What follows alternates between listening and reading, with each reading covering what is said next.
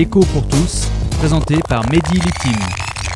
Madame, monsieur, bonjour. Cette semaine, vous avez peut-être lu que la divine Angela Merkel a eu l'excellente idée de s'indigner du chômage des jeunes en Europe, alors que s'il y a autant de chômage chez les jeunes en Europe, c'est le résultat logique et prévisible de sa politique de rigueur européenne.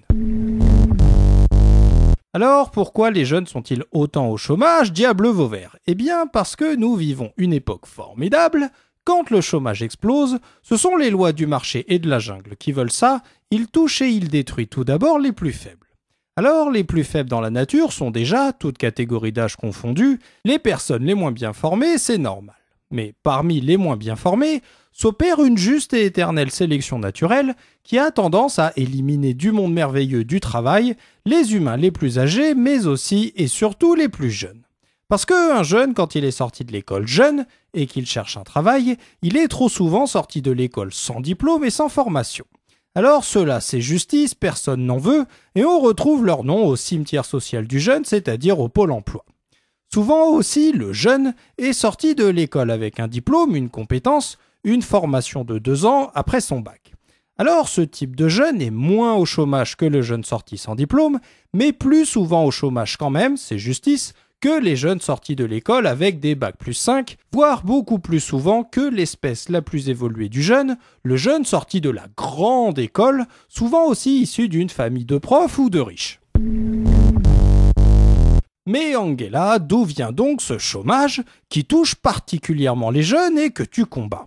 Eh bien, ce chômage est la conséquence de la crise des subprimes qui a fait perdre beaucoup d'argent aux banques qui avaient énormément spéculé sur les marchés financiers et qui a eu pour conséquence du coup que les banques n'ont plus pu et n'ont plus voulu autant prêter d'argent aux entreprises qui étaient leurs clientes. Du coup, il y a eu moins d'investissements de la part des entreprises, donc plus de chômeurs virés des entreprises.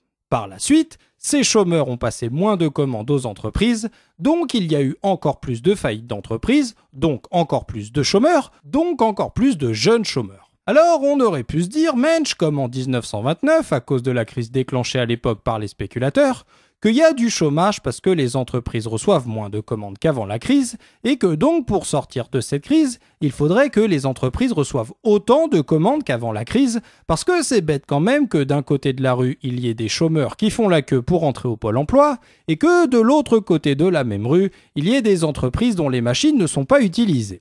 Alors il aurait fallu évidemment, mensch, que ce soit les États qui passent ces commandes aux entreprises, ce qui, ce coup-ci, aurait déclenché un cercle vertueux, puisque les nouveaux travailleurs auraient eu plus d'argent et auraient pu, à leur tour, passer plus de commandes aux entreprises.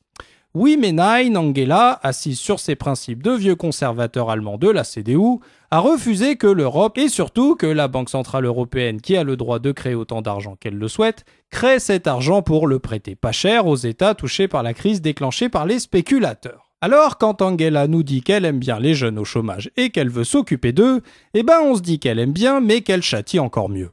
L'écho pour tous, une chronique écrite et présentée par Mehdi Litim sur Marmite FM 88.4. Vous pouvez nous contacter pour réagir à cette chronique sur marmitefm.canalblog.com.